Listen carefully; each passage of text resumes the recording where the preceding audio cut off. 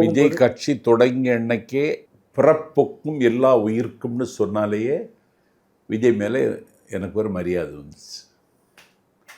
கட்சி கொடியை அறிமுகம் செய்கிற பொழுது யானையை முன்னிறுத்தியதும், சங்ககாலம் என்கிற தங்க காலத்தில் போருக்கு போன மன்னர்கள் பயன்படுத்திய வாகை பூவை அவர் அந்த கொடியில் பதிவு செய்ததும் எனக்கு ரொம்ப பிடிச்சு போச்சு. அது போக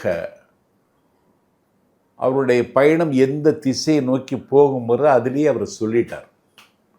அவருடைய அரசியல் அனுபவ குறைவு தான் ஏற்பட்டிருக்கக்கூடிய சரிவுகளுக்கெல்லாம் காரணமே தவிர அவர் சரியான திசையில் பயணிக்கணும்னு முடிவெடுத்துட்டார். அதில் குறை காணுவதற்கு காணலாம்னு சொன்னால் காணலாம். அது ஏன் வேலை கிடையாது. புரியுதா?